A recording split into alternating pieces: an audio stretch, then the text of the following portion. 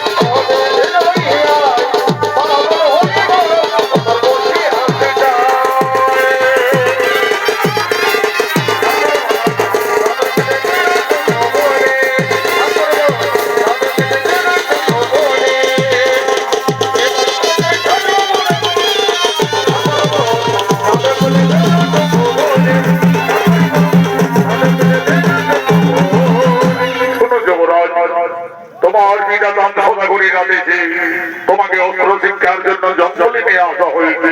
নক্ষত্র, তুমি তরবারি ধরো, আমার সঙ্গে এই জঙ্গলে অস্ত্র চালনা করো।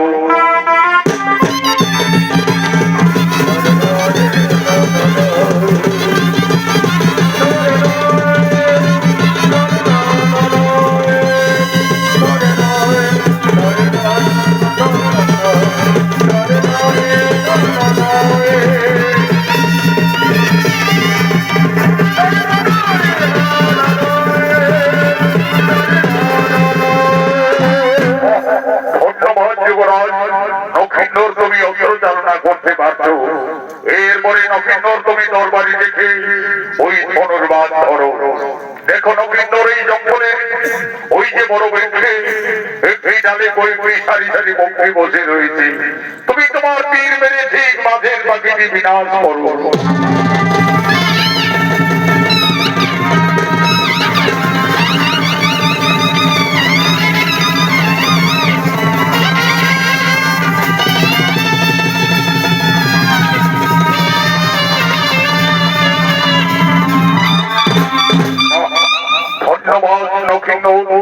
তুমি তীর চালনা করতে শিখে গেছো।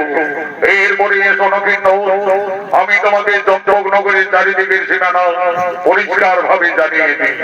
ওই যে দেখছো নক্ষত্র, অদূরে ফুলের বাগান দেখা যাচ্ছে।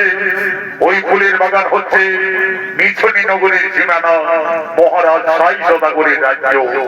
তারপরে এইদিকে আমাদের চম্পক নগরের সীমানা। গুরুদেব, ওই ফুলের সুমিষ্ট গন্ধে একেবারে সারা জঙ্গল আগুন করে তুলেছে। আমার যে মিছনি নগরের ফুলের বাগান দেখতে খুবই ইচ্ছে করছে। গুরুদেব, আমাকে ক্ষণিকের মতো আদেশ দিন গুরুদেব, আমি মিছনি নগরের ফুলের বাগান পরিদর্শন করতে চাই। তুমি তাই হবে যুবরাজ। ততক্ষণে আমি এই জঙ্গলে বিশ্রাম নিচ্ছি। যাও নক্ষত্র, তুমি মিছনি নগরের ফুলের বাগান অতিকেই পরিদর্শন করে আসবে। যাও।